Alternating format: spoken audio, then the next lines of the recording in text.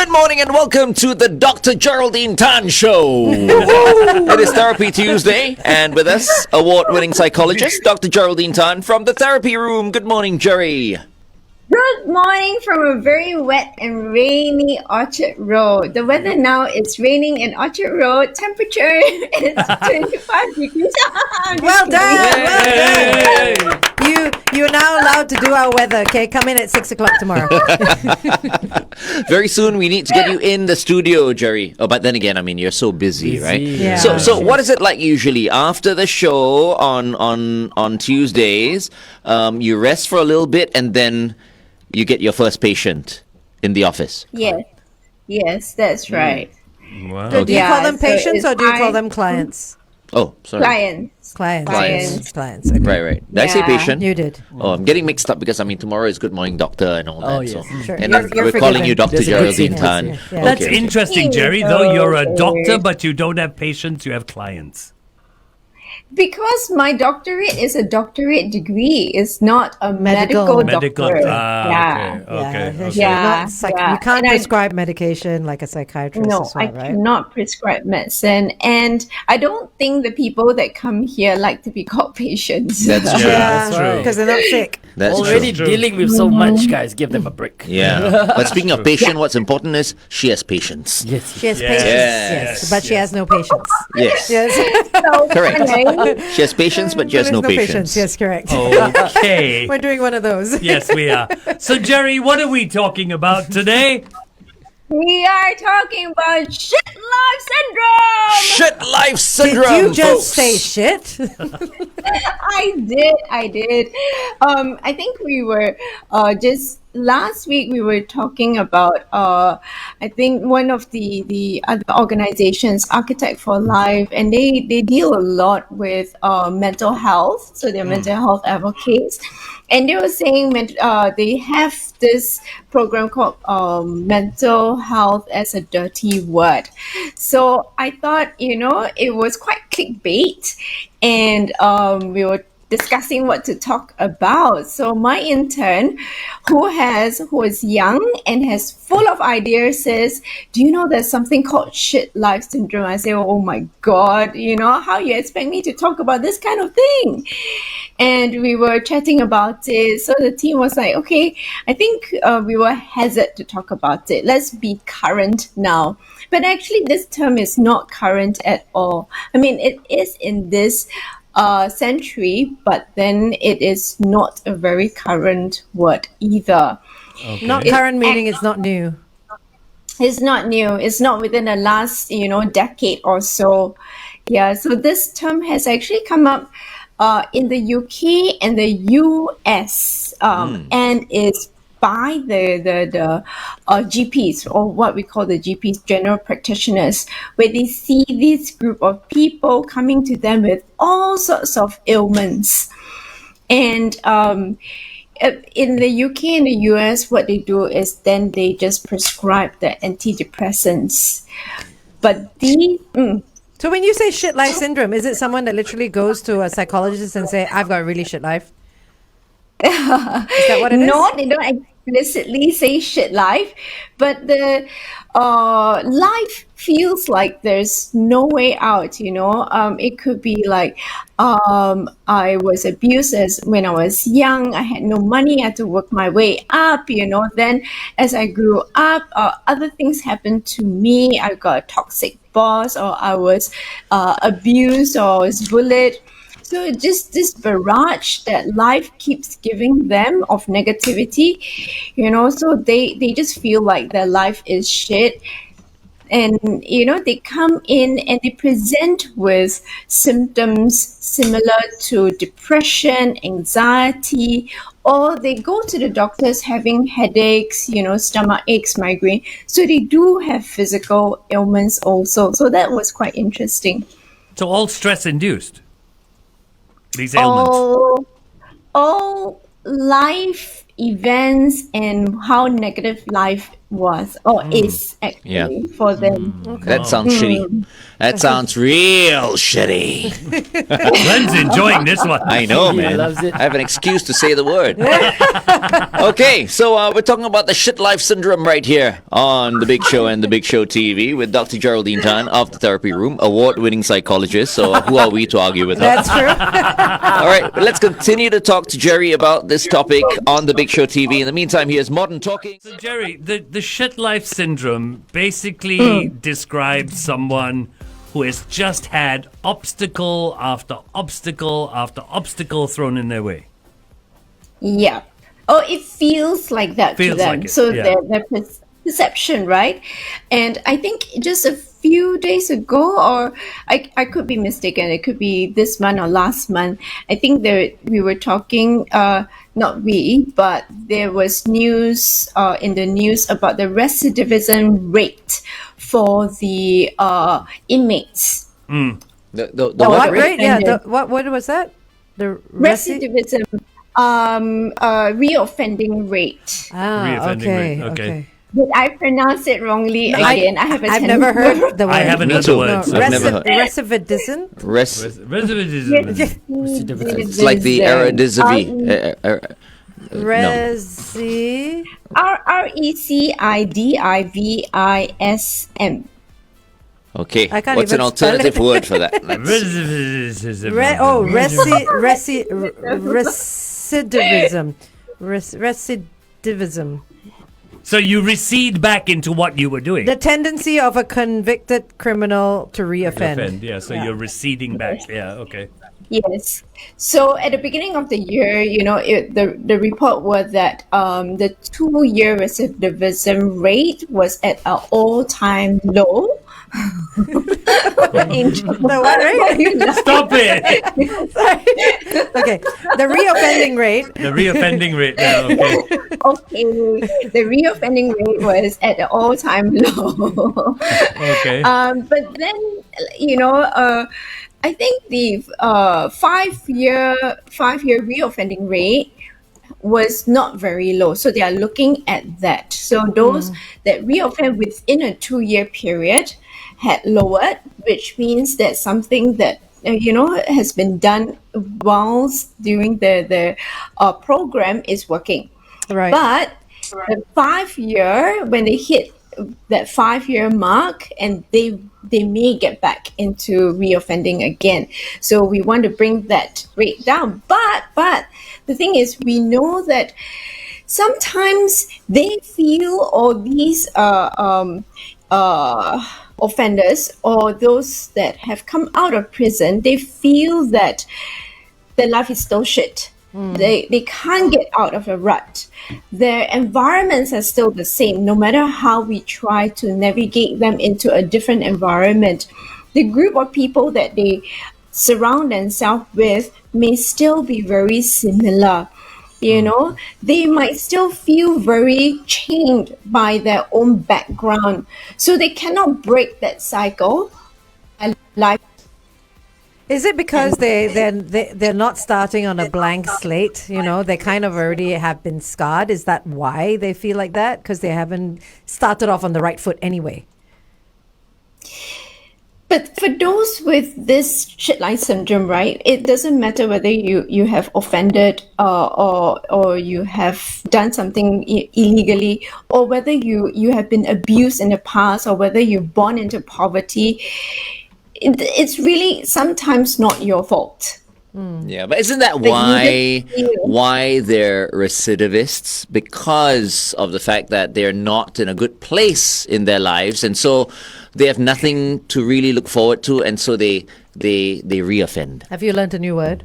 It's part of that word. Recidivist. Yep, I mean, Yeah. a person who reoffends is a recidivist. Recidivist. Okay. I think it's easier to say than Yes, Yeah, recidivism. yeah. So I mean, is that the reason why? I mean, because they feel like life is shit for them. They don't have anyone to work for. They feel like there's nothing. That's There's no what I was saying. motivation Yeah, whatsoever. That's what I was saying. And Not that's a why. clean slate. So that's a mindset that they might have, and that's a mindset we want to break for them, or they need to help themselves break. But it's also not just the mindset, Jerry. Let's be honest. Someone comes out of prison. Society as well. Society doesn't cut him half a chance. Yeah. So he comes out all positive, and I can understand why in the first 2 years he doesn't reoffend. But after 2 years... Or Yeah. she. And after 2 years of being kicked and rolled around in the mud, he's going to go back to what he Yeah. knows. Or she'll go back to what she knows. And by no fault of their own. By no fault of their own at all. But maybe they already have an inferiority complex after coming out. That could be one of the reasons as well, right, Jerry? Mindset. It is, but that's also part of that whole syndrome, right? Where you feel, oh, by the way, this syndrome is not on the DSM, and you cannot find it in any medical textbooks whatsoever. Okay, Is there So another don't go term for around- it? No, so there isn't. It's Okay. just a term coined by these physicians. Yeah. Shit life. Yeah. syndrome. Yeah. So they feel that they cannot break out of this cycle that that life has given them. But can they actually move away from that? Can they have a different mindset? They can. They can actually have a different mindset. That's what we work with them. And you talk about that whole confidence, right? So this syndrome does affect their self-esteem. It does affect how they see themselves and the trust they put within themselves or on themselves. So if it's a real thing, then why isn't it a real thing? Because you said it's not in the books at all, right? It's not an official term, but it's still a real thing in that sense. It's still something that people are going through. It is something that we see that, we know patterns of behavior. Just somebody popularized this term, you see, but it's not anywhere that you can find in any of the formal textbooks. But we have already known this sort of behavior. So, for example, some of the rape victims that come to us, one of the behaviors are that they become very promiscuous, but it doesn't mean that everyone or every rape victim becomes promiscuous, but it's really how they see themselves and whether they can break out of that negative mindset or not. Yeah, this might be a bit sensitive, but can you explain to us why? I mean, you mentioned you gave a rape victim as an example, right? Why would they then after being a victim, become promiscuous? Shouldn't they I would imagine they'd hide. never want? I think it's to- two ends of the stick, right? I mean, it depends on how they react to that. I don't know. You're the expert.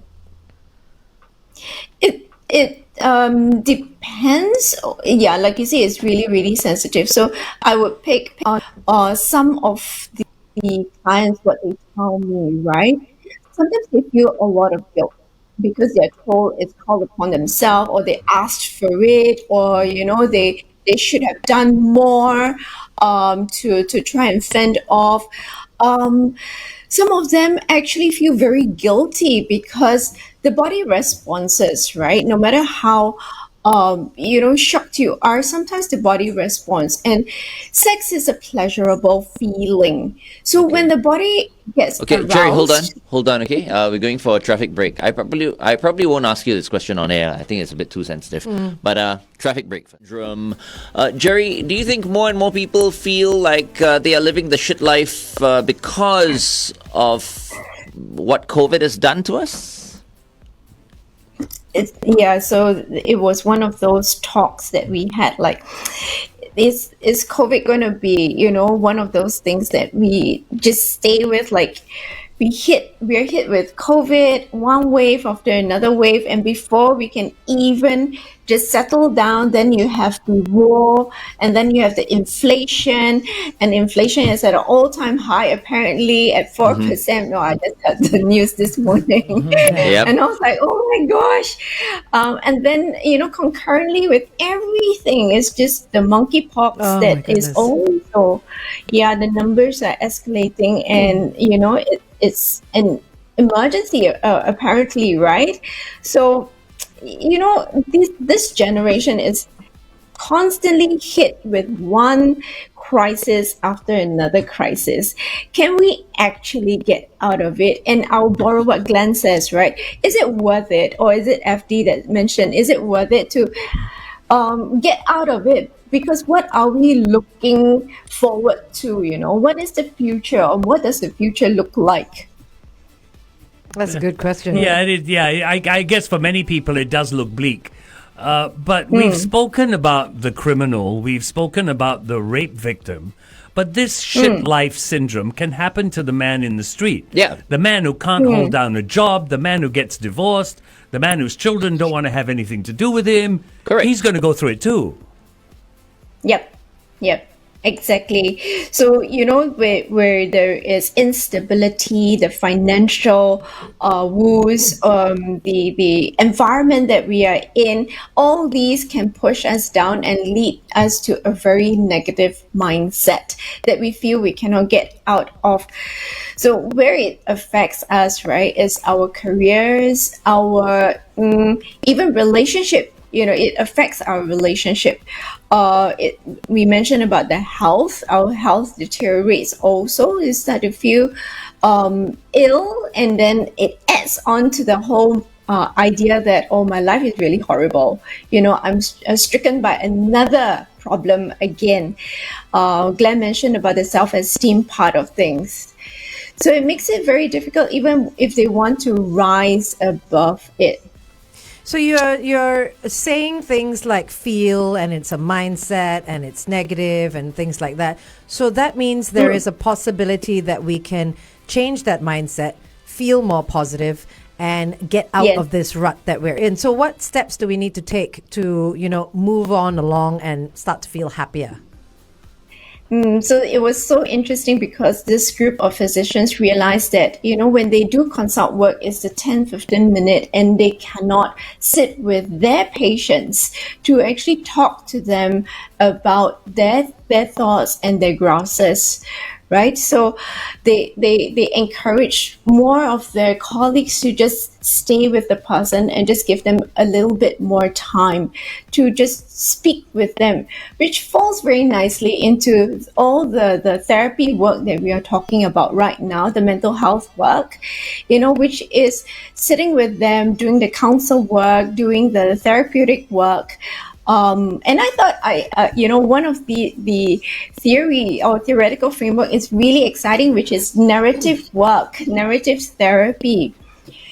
So narrative therapy, I just call it, sorry. No, I was going to Angel. say, what is narrative therapy though? Narrative therapy is actually really, really fun. I call it rewriting my story. That's nice. Oh, wow. Yeah. So we actually look at that, whole picture. We look at that, your story, and we try and deconstruct that story. What we are trying to extract from it is actually the person's values, their own skills. So once we've established that, this becomes their strength and inner strength to then help themselves break out of the cycle. So it's really exciting. I like that. I can Changing the explain a bit narrative. more. That's very Yes. cool. Okay. That's very I just wrote a few things out, right? Maybe we should all do it, right? What are the things that that take you out of this whole, shit life syndrome? the positives? Right? Not everyone feels like their life is shit, Yeah. right? And so we can help the people who feel that way by giving examples of what makes us look forward to waking up every day Okay. and going about life. Okay. That sounds cool. Actually, Right? you give me an idea. We can all do it. We can actually do a Yeah. very, very simple exercise. Yeah. Okay. Yeah, let's do that. So I've got 2, 4, 6 points that I'm going to bring up. See how many you guys come up with, perhaps, maybe. Yeah, I Okay. mean, top of mind, that is. Top Okay, of mind. I yep, just sure. jotted it down like 10 seconds right just now. Sure. Okay. In the meantime, here's Pink. What about us on 1FM 91?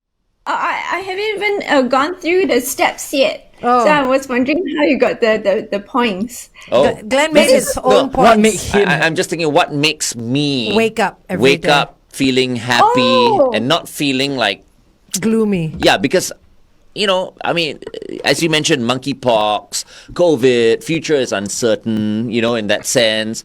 But what makes us, feel more positive than some other people? You know what I mean? And it could be a very simple thing, right? Yep. Okay. It could be. So I've got think 5. Everything's scribbling. I'm I'm scribbling going to also. go through some of the 5 different things that we can do for the narrative work. So all of us can also try it. Okay. Okay. So there's the Later we thought, go on there's air, you our got to mention that story. again. Later when we go on air. Because now it's like on the Big Show TV, right? So on air, you got to Okay. mention those things again, okay? Yeah. Later. Okay, Ken. Okay. Okay, begin. So we have this story, and then what we want to do is to separate the person from the story, from that whole bunch of issues. Okay? And you look at the different parts of this story. Okay? Then you look at what have I learned? So that's the question that you can give yourself. What have I learned from these different parts? What have I learned about myself? And then you can write about your alternatives. That means different conclusions. Those kind of stories that have different endings. Yes. Yeah. So we learn that we can write different endings for ourselves.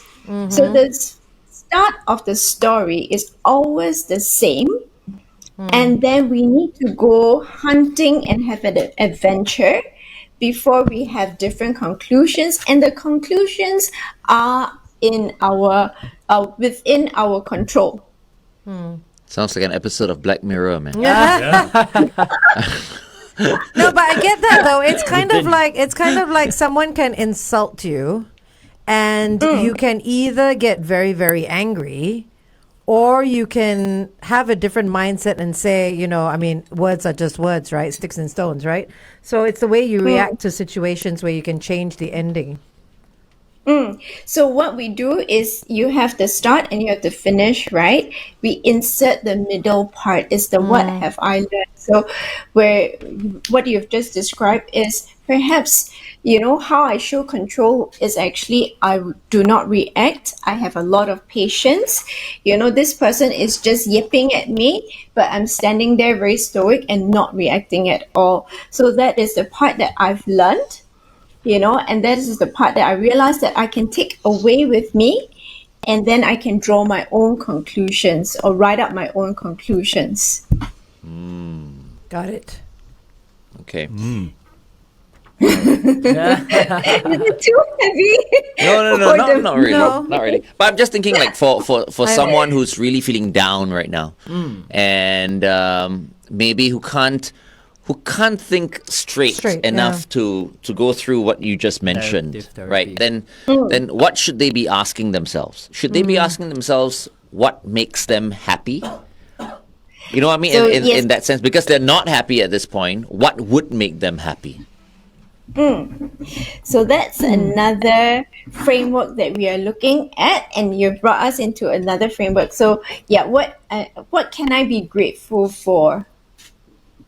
Attitude And of you have- gratitude. It's a simple exercise. A lot of people do it every day. Three things I'm grateful for You today. wake up. Yeah, they have gratitude journals and all Gratitude that journals, right? you can write in. Okay, FD, what are you grateful for today? I have a job that I enjoy, and even though it's not perfect all the time, I have colleagues that I really love working with, and I have a family who loves me. Nice. Perfect. Nice. Just for today, yeah? No, it's something I feel every day. Okay. It's something I feel every day. Only on Tuesdays. Okay, I've got like 6 things, right, that make me tick, like on a daily basis. One is faith, and then there's work, which is us, our team and all that. Golf, sex, friends, and dog. Yeah. Okay. Nice. I've got family, so that's like kids, parents, siblings, and husband. Obviously, work, which is the team, music, and financial security.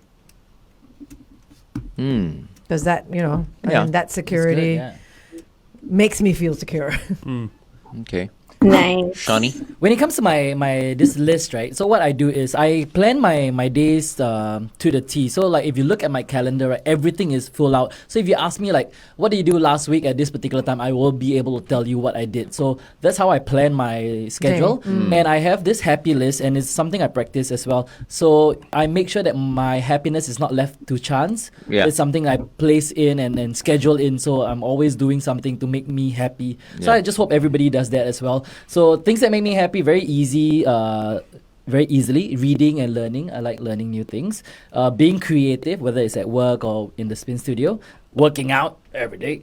My doggy as well. And TV, watching TV. I left that one out. TV, wow. But you know what? perfect, The best thing is we didn't take too long to think about it. No, right? yeah. So we can take this list, keep this list, and tomorrow, maybe come up with another list Another and list. see how many things are the same. similar and how many things change. But Yeah. I'm sure there are some people out there that wake up and say, I have absolutely nothing to be grateful for. And that's the problem, right? Right. I mean, there are, aren't there, Dr. Jerry? I mean, even if they have a roof over their head, children running around the house, a wife that loves them, they can still wake up and say, I have nothing to be Nothing grateful more for. to be grateful for, Yeah. or they've achieved everything. They have so much, Yeah, they don't know what that's to do possible anymore. as well, yeah.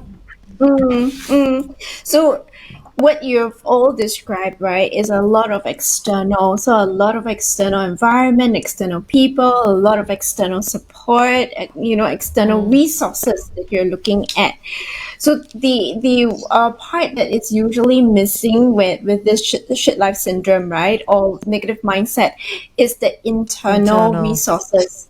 Yeah, so that's why the emphasis is what values do you have? What skills do you have? That we want to build up. Yeah, so they can then draw upon themselves and their internal resources so that they can stand upright. So you can always depend on someone to hold you, but your own spine holds you up erect first. But how would you describe some of the values, though? I mean, an honest person could still have shit life syndrome, right? 20 seconds. An honest or a loyal person who has values and ethics.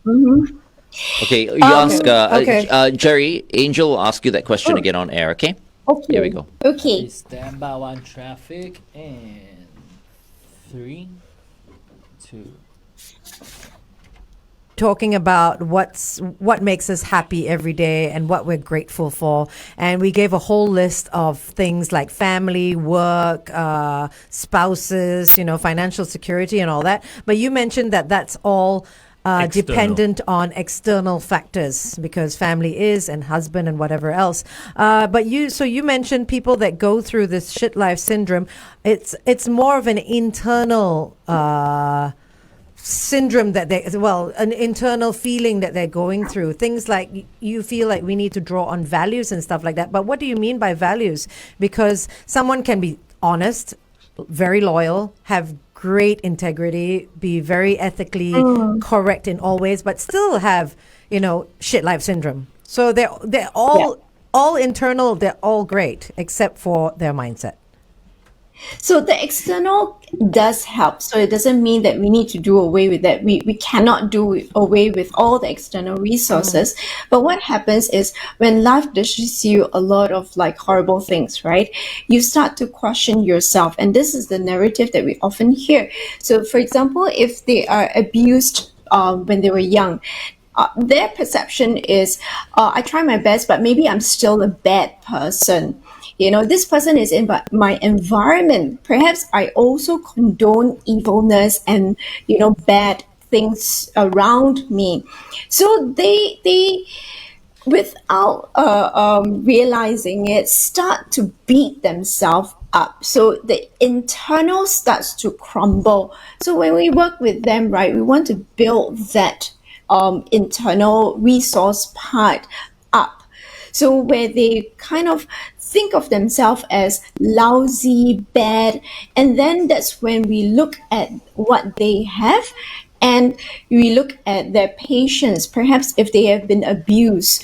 We look at how rational they have been, how resilient they have been, how strong and patient and kind and compassionate towards other people. So we look at their strengths. Jerry, IPFD. something is Yeah, just once his don't- eyes start to cross, Yeah. he's desperate to ask you something. Tell me if I'm wrong. The language that parents use on children can lead to shit life syndrome later. You're stupid. You're lazy. You're this. You're that. You're fat. You're fat. You're Yeah. can that lead to shit life syndrome later? It's slightly different. I mean, it is a bit of bullying, a little bit of badgering. It's that repetitive reminder that you're no good. Does it lead? It may. I would say if I really think about it, I do hear some of the adults coming with such narrative and say, I've been told that I'm lousy my entire life. Yes, it is very, very possible. So I guess it's also a reminder for all parents to be a bit careful. No, to be very careful what we tell our children. Yeah. Because I was thinking of the way my parents would speak to my brother, my sister, myself, and for the most part, they were very careful.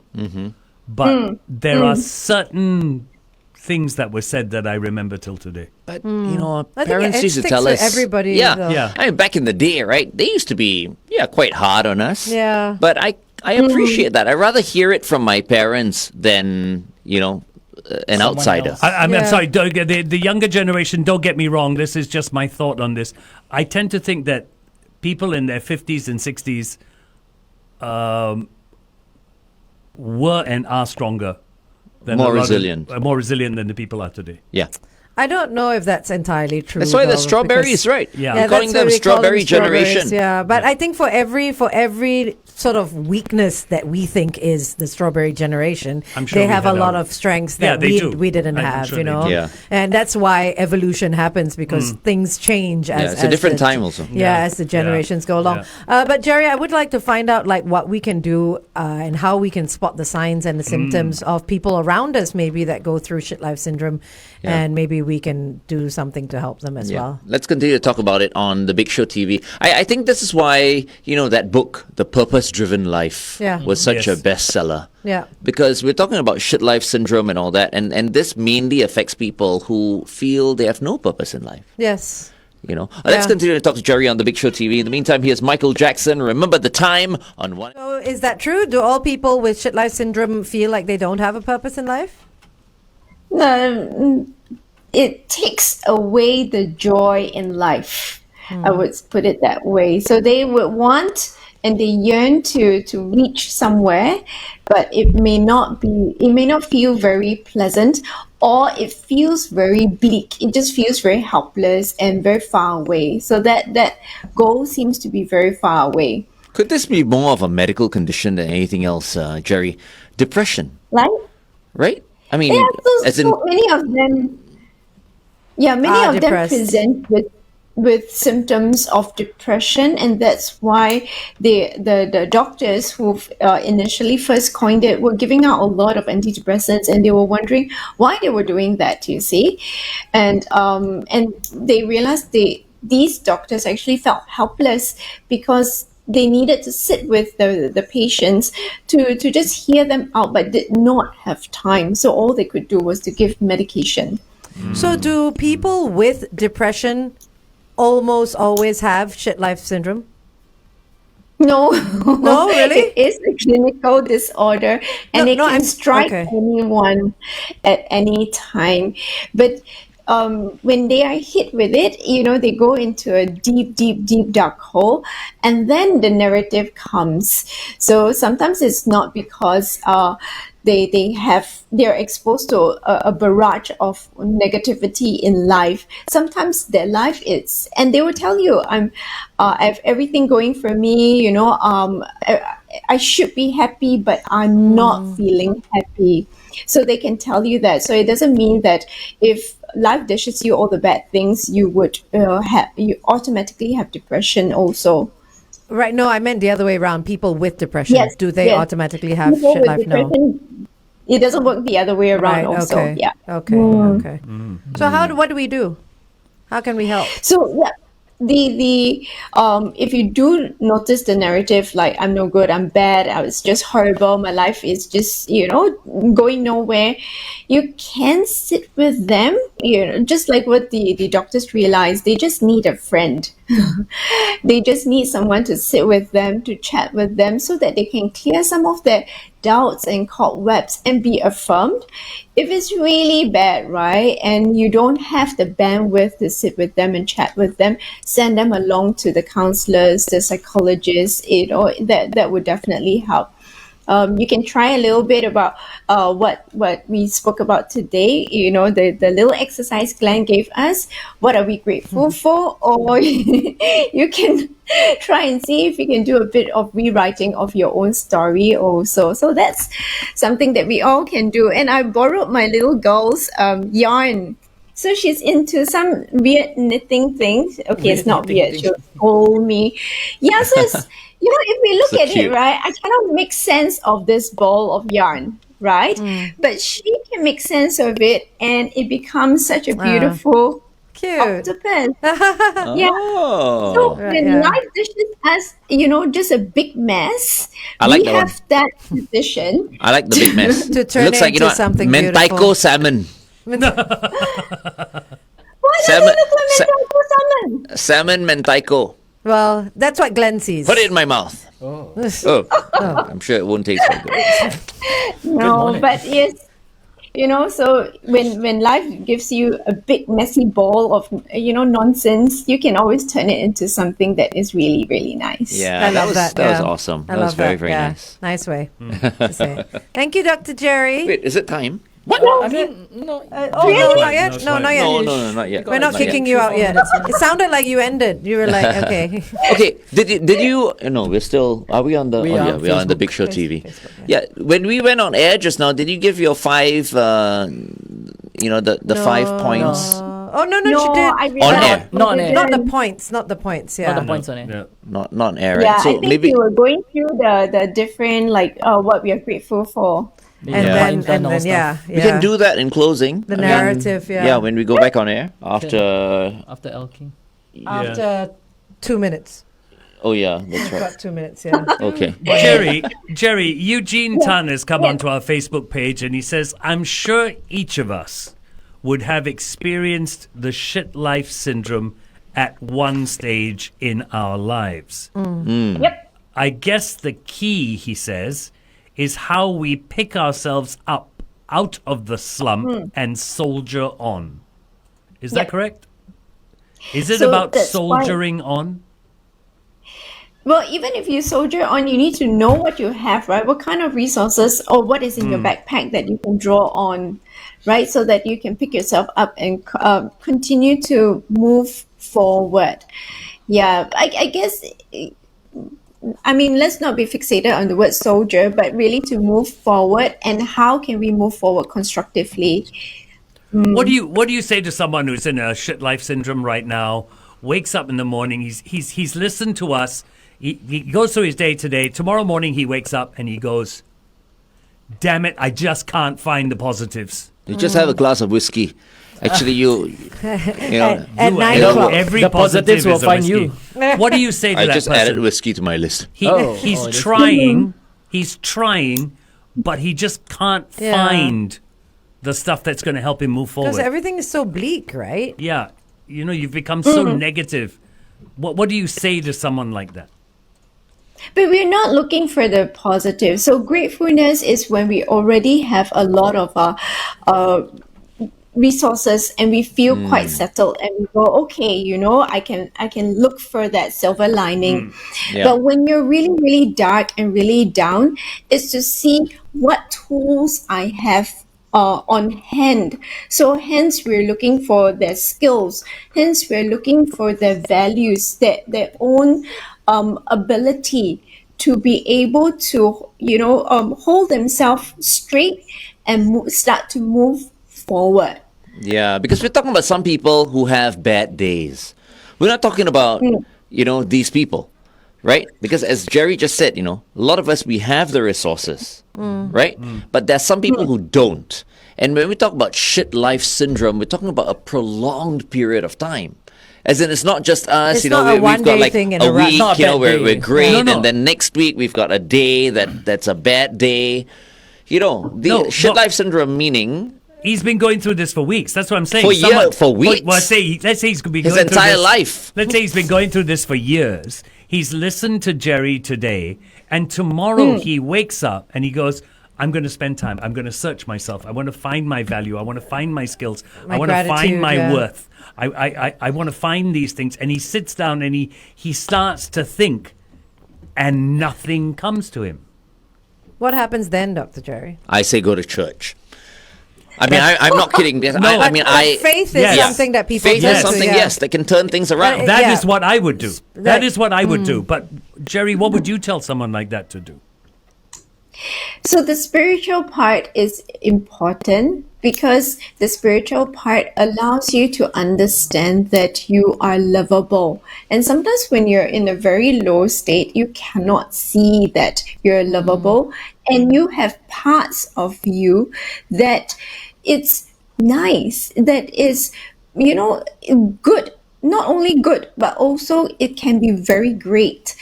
And you can't see that, you see. But when you have, that's why external resources can remind you and affirm you that you're precious, you're beautiful, you're lovable. Yeah, and that's where I guess why Glenn mentioned go to church or go find a spiritual space so that you can see with clarity who you really are, and you're not just the situation itself. You're not that toxic situation. You're not that rape situation. You're not that poverty situation. So you're not all these situations, but you are you.